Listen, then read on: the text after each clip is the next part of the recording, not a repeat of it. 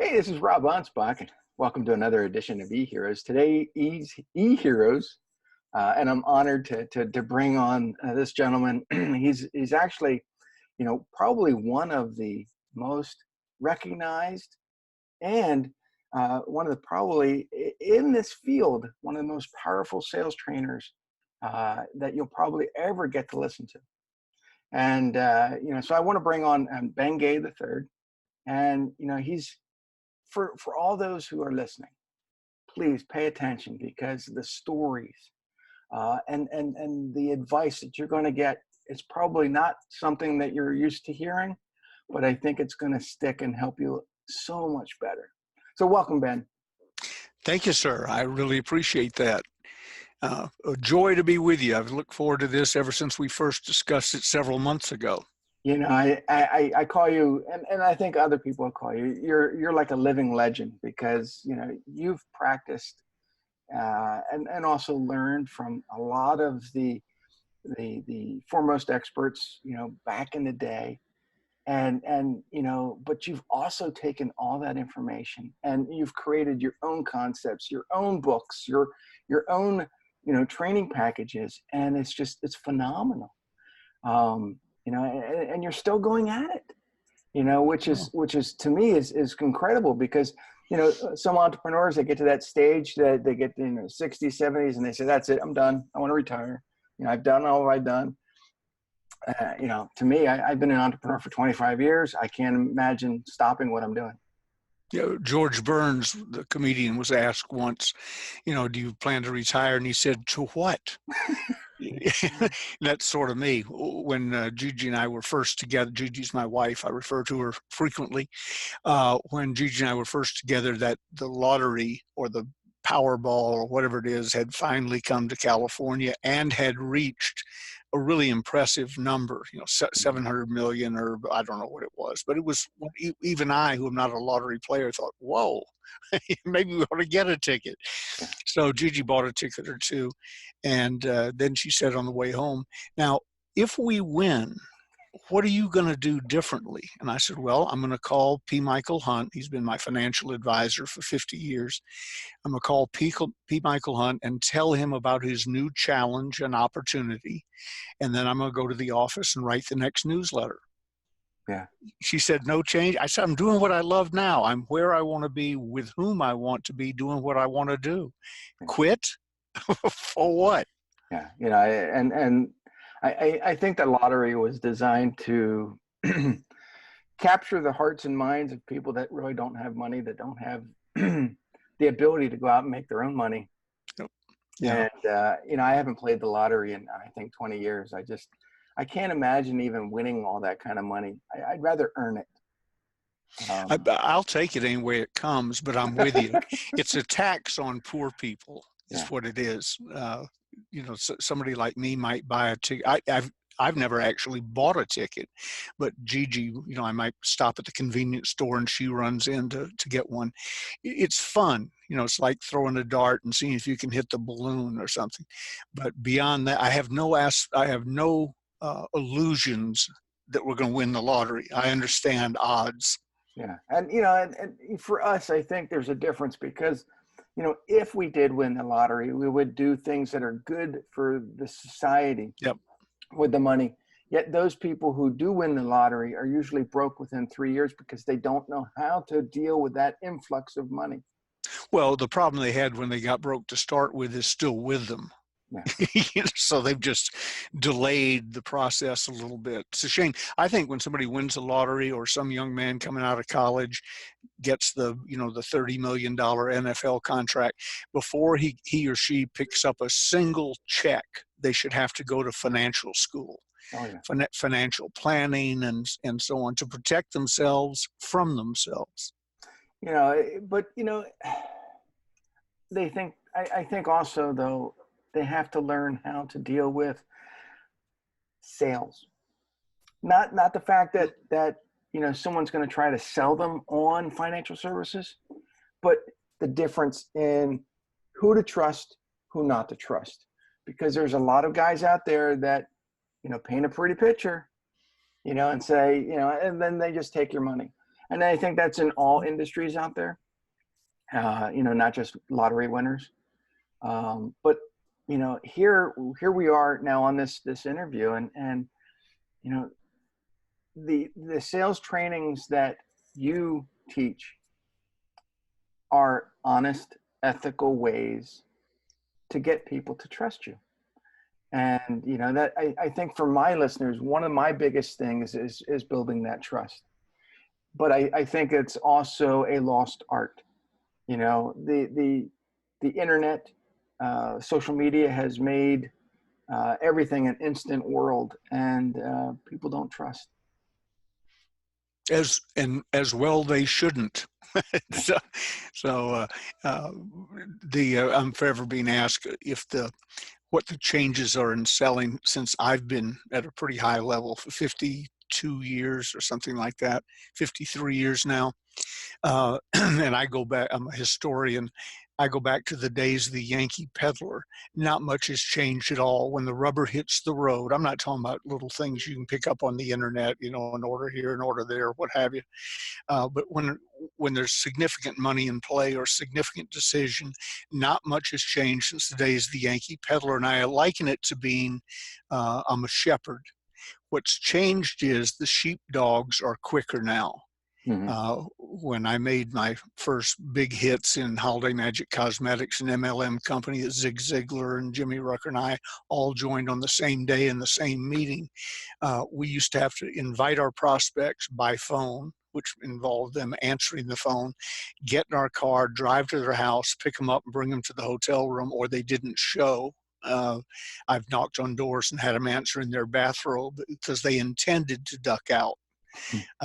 So now you can get that person to whatever meeting, maybe a webinar or something like this, a lot easier. But when we meet, they still want to know what's in it for me, and it needs to be explained to them in a compelling manner by someone they like and trust. Mm-hmm. Yeah, and the internet has given people the ability to make money. Sure. I grant them that. But I think somewhere along the line, they've lost that sense of kinship. They've lost that sense of what's in it for me. They've lost all those things that, 50, 60 years ago, everything was built on a handshake. And, my grandfather ran a trucking company, and everything he did, no contracts, all handshakes. Somewhere along the line, the lawyers got involved, the insurance got involved, and now it's a mess. When my father died, he was a food broker in Atlanta, among many other things, but his last business that he owned, he was a food broker. And George Alterman, the head of the largest grocery chain in the Southeast, certainly in Atlanta, and I think throughout the Southeast, was at the funeral. And he said to me, Ben, do you mind if I put Dad was going to be cremated, so it didn't make much difference what went in. There were already golf balls and golf clubs and so on. He said, do you mind if I put something in with your dad? And I said, sure. I was sort of curious to know what it was. It was an order book from his grocery chain with a pen clipped to it. And he said, your father was the last man to have the power of the pen. And what that meant was Dad would go call on them once a week. They had a regular lunch and so on and show him new things, but he didn't have to. If he wanted to just sit in his office and write up an order, he was an authorized signator for the entire chain. And he said he's the last man that will have the power of the pen. Last man they trusted to that degree. I thought, what a great compliment. One of the things I was perusing on your biography, and it really struck me as because I grew up I was born in the late 60s. I grew up in the 70s, and we all wanted to be astronauts when we were growing up, because that was the big thing. Yeah. But you were a coach, to NASA's astronauts, and I'm like, what? That how did that come about? I was invited. There was a lady that worked for us in Holiday Magic, and she was what we call a holiday girl. and we'd struck up a friendship. Her husband, Jim Harrington, was the launch test supervisor of the manned space program.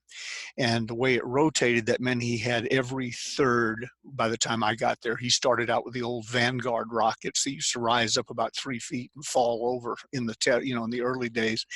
But he got every third shuttle was his responsibility from the time it crossed over the dock from Huntsville, Alabama, to the time it was 1 inch off the pad when it launched.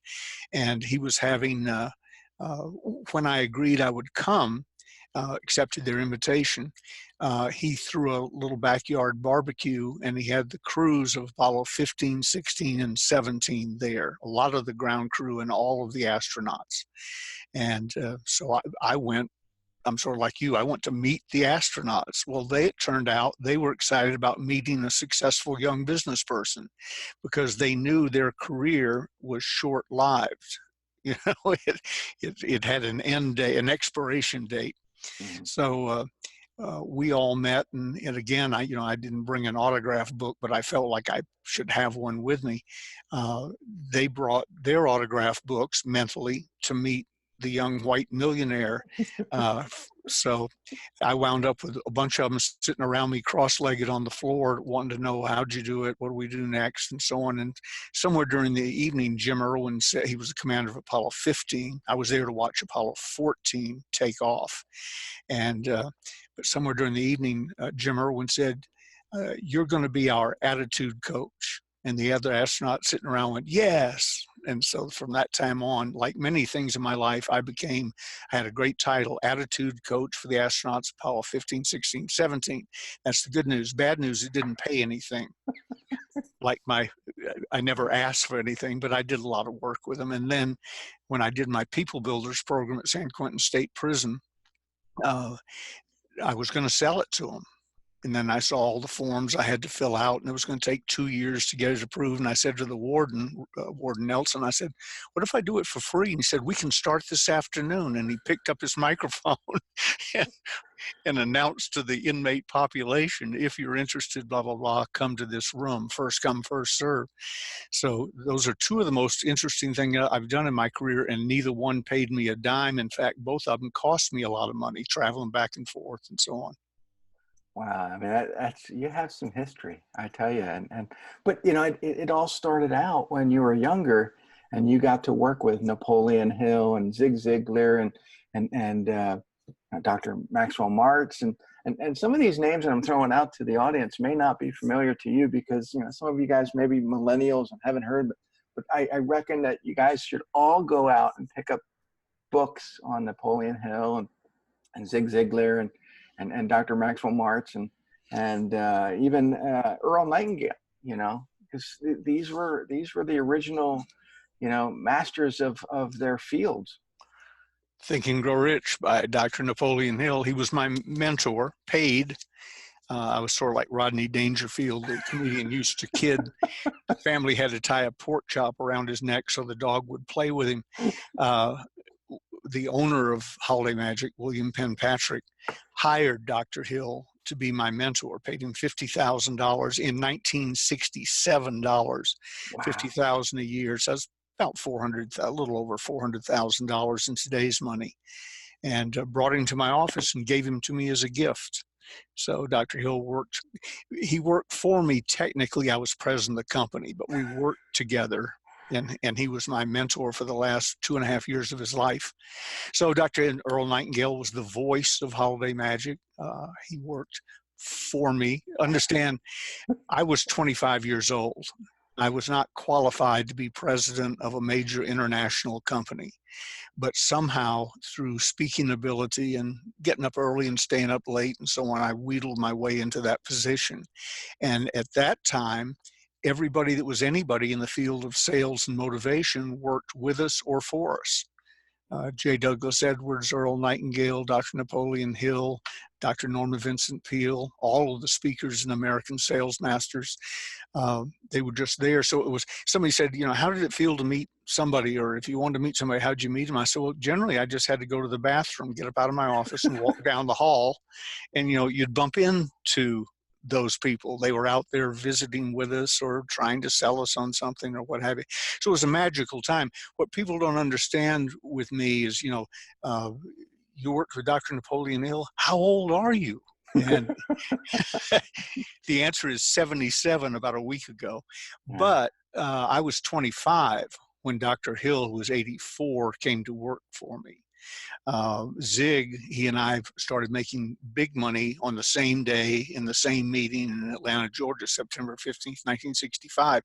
But he was 18 years older. Zig was in the Navy the day I was born. So he had more speaking experience and all, but he hadn't made any significant money doing anything. And so I was the kid. And the good news is I was the kid in a sea of legends. The bad news is they're all gone and I'm still here by myself. You got to be careful who you pick. Yeah, well, I was laughing because, back then it was just easy to follow someone in the bathroom and strike up a conversation. And now you do it and you're labeled a creep. So, totally different society today. Yeah. So, how does the training that you learned back then, differ from the training that they're teaching kids today? Well, they're not teaching the kids today much other than make lots of contacts. And I understand that. If I had had social media and worked as hard as I did then, you would now be talking to the benevolent dictator of Earth. I made a ton of money. We were at Holiday Magic. We were taking in $1 million a day, which is $3.5 billion in today's money a year. And we were bigger than Amway and Shackley combined. But we were still driving around in our cars picking up a prospect or two. It was a big night to bring 4 prospects to a meeting because you could only pick up so many if they needed to be picked up, and you had to do that because they wouldn't show up if you didn't. Today, and a lot of group presentations. I stood in front of 5,000 people and closed half of them. About half were distributors anyway. Closed 80% of the other half. At the Park Sheraton Hotel in New York one night. The guy who introduced me, Ern Westmore, the great makeup artist, introduced me and dropped dead on stage. So I had a little emotional thing going for me that added to the impact of the meeting. But, today I could sit here at my computer and close 5,000 people on something, not on a package that big, but on something. Mm-hmm. So that's where the faster sheepdog comes in handy. But the reason my closing rate is 86%, as best I can figure, has been for many, many years. Now, that's not you call in and buy a book. I don't count that if I happen to be the one that talks to you. I'm talking about seminars, big packages, consulting jobs, or whatever I've sold over the years, real estate in Arizona and lots of other things. My closing rate is 86%. Wow. I mean, and you look at today's closing rate and it's probably less than 10. Yeah, well, it's like today's closing rate is based like direct mail used to be. If you close 2% with something in the mail, they put you in the direct marketing hall of fame. Today with the internet, you close, 8, 9, 10%. Sometimes you got an unbelievable offer, some more. But those of us who really know how to sell and been at it a while, we would have starved to death on those numbers. And then I'm always asked about rejection. How'd you stand all that rejection? I said an 86% closing rate. So I figured out one day that there was an element of truth to their question. I figured out roughly, I say I've given 5,000 paid presentations. That's based on how many I did per year for the number of years and so on. I don't claim to have a list of 5,000. It might be 8,000, but I say over 5,000. Using that same scale based on lifestyle, I figure I've given face-to-face 100,000 sales presentations. Rob, nice to talk to you. Here's what I suggest you do. That counts. Mm-hmm. And 86% of those said yes. But then I got to thinking, that means that 14,000 people tied up my time, listened to the entire Bengay presentation, and said no. So the answer to the question is how did I persevere in spite of being told no 14,000 times?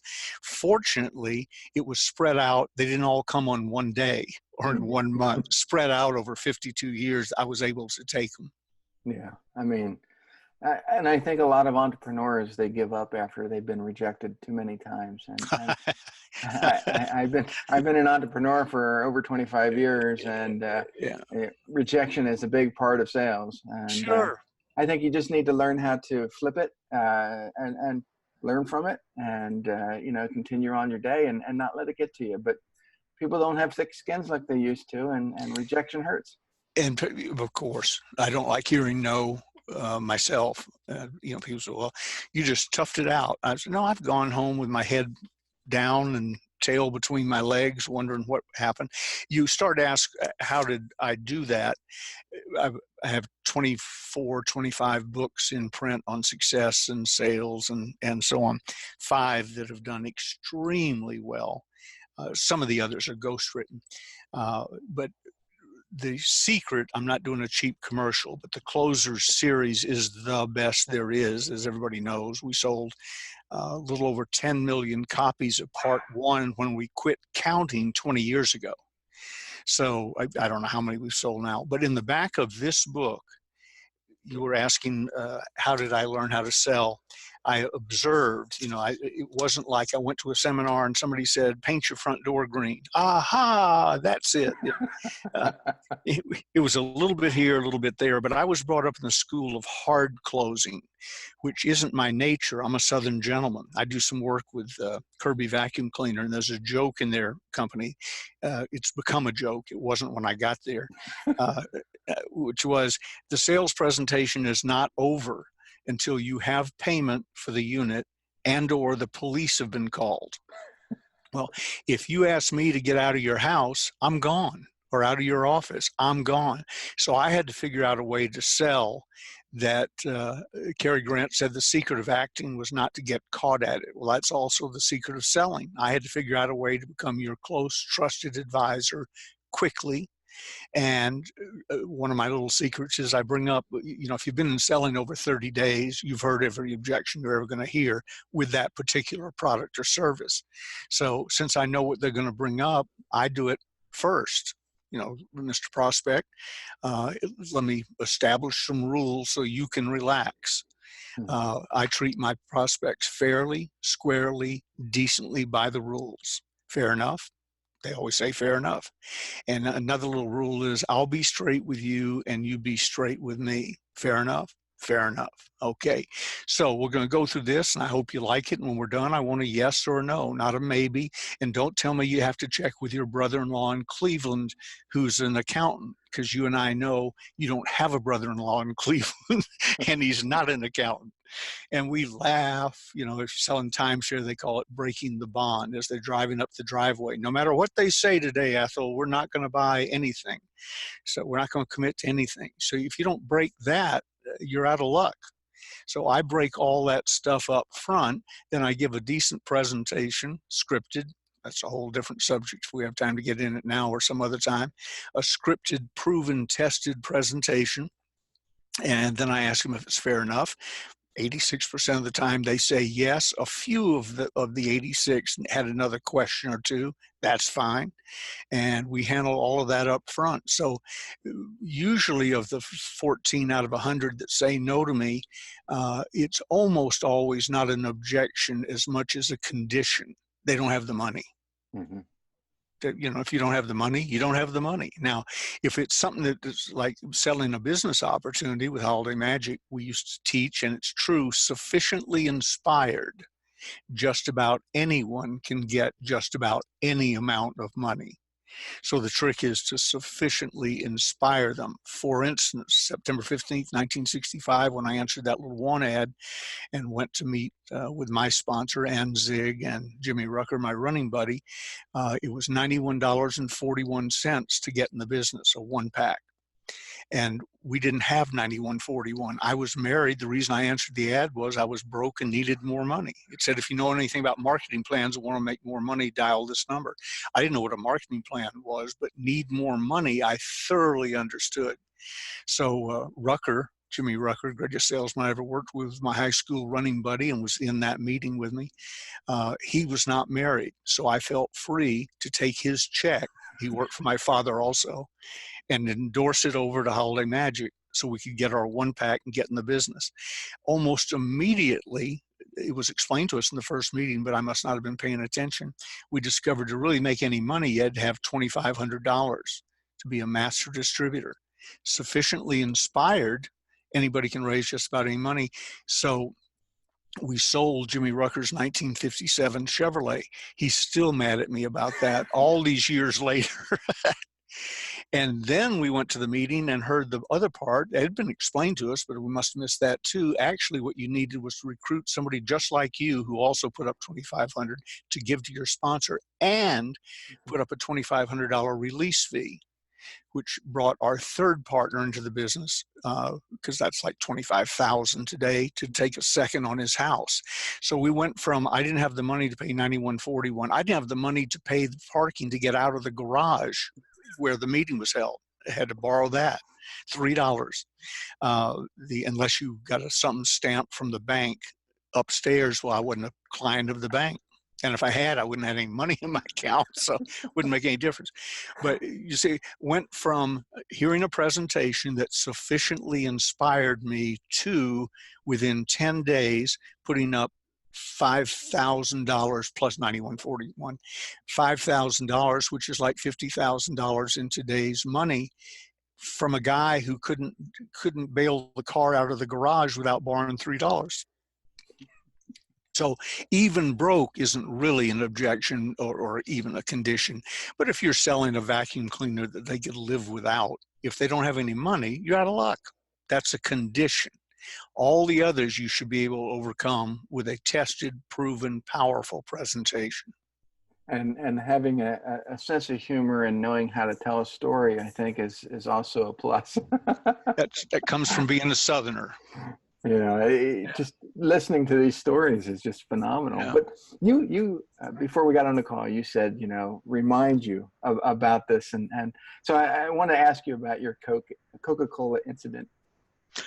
Well, the reason I said remind me for not necessarily on the show, but I'll tell you, there is a sales lesson in it. So I'll tell you the story verbatim, quick as it happened. And it's understanding your customer. You remember the old story of the sales manager of the dog food company gets up in front of the sales organization. We put $2 million into developing this product. We've spent $2 million advertising it, and you guys aren't selling it. What's wrong with you people? And the guy in the back yells, the dogs don't like it. So Coca-Cola came out, and the reason we're talking about Coke is Rob used to work for Coke, and I was raised in Atlanta where Coke is the national drink. We belonged to East Lake. My father and mother, I had no money in the game, belonged to East Lake Country Club, where the Tournament of Champions was just held and people were hit like lightning on the golf course. And the advantage of being there, comfort zone wise, was I grew up knowing the head of Home Depot, the head of Coca-Cola, the head of every major company in Atlanta that had an office in Atlanta. General Motors or whatever, if you had an office in Atlanta, the head of that office belonged to East Lake. Sort of came in the package. So they come out with new Coke. They've done the testing. They've done the blind taste testing. Everything is ready to go. And then they announce new Coke. And the nation, most of the nation yawned. In the South, we almost had the second Civil War. And they couldn't believe it. They did studies and had meetings and all. One night, he wrote about it in a book, and I forget the name of the book, but it has the Coke logo on the front.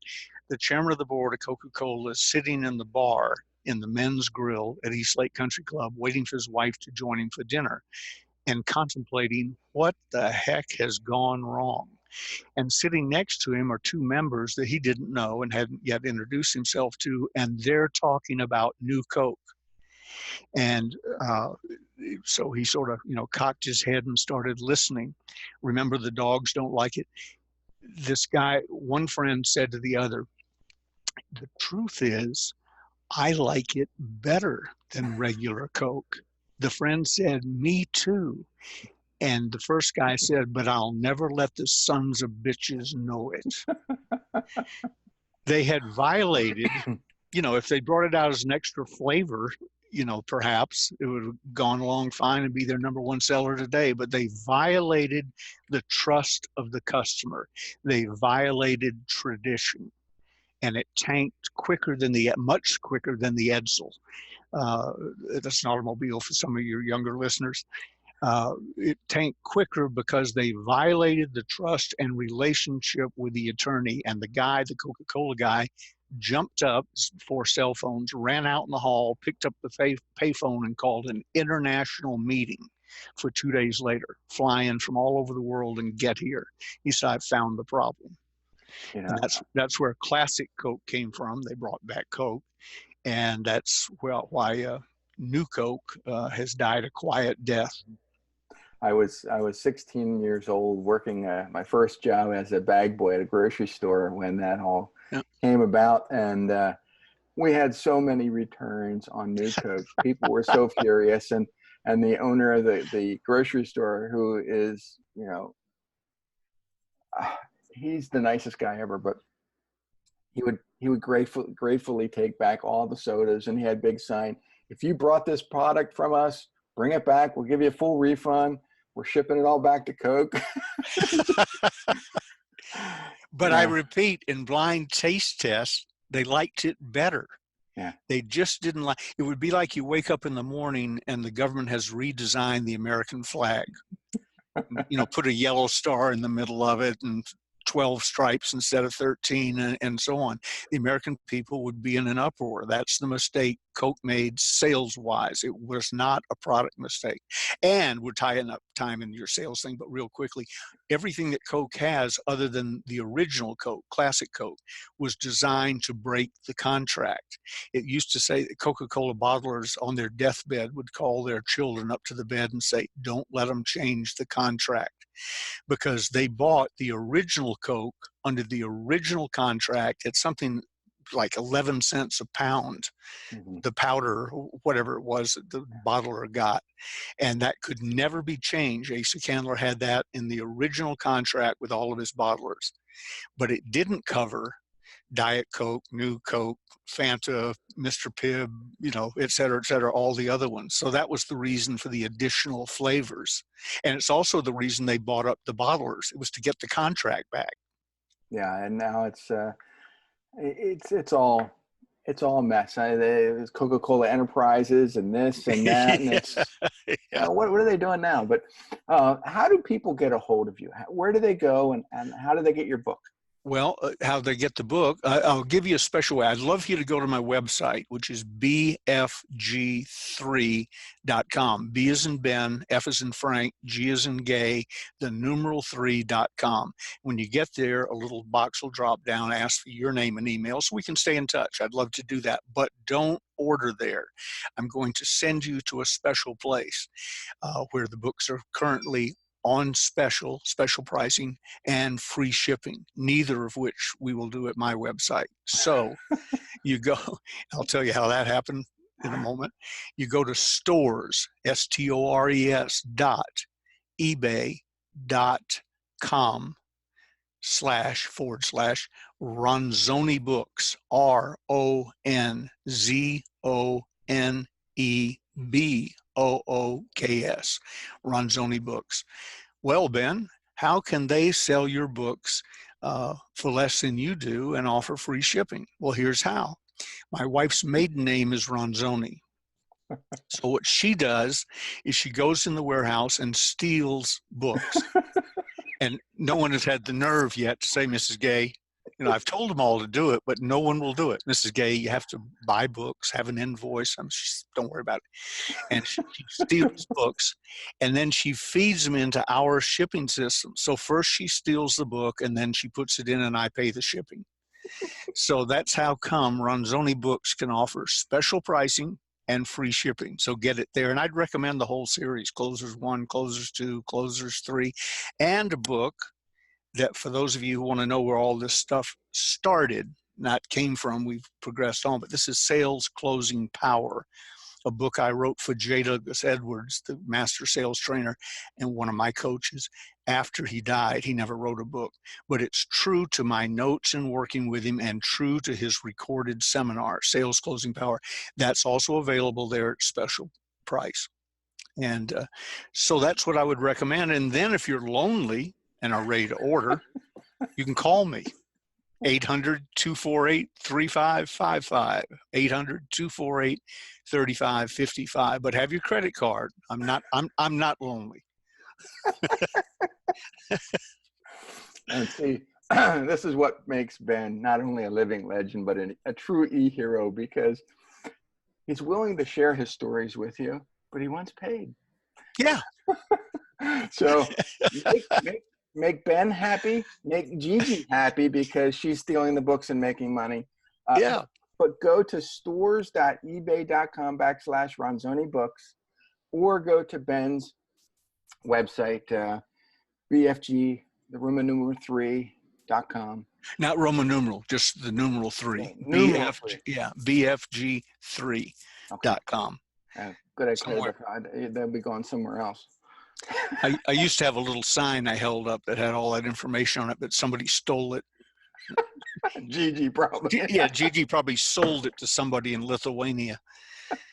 So. Anyway, thanks for listening. Go to my website, Anspach Media, and we'll see you guys on the next episode. Thank you.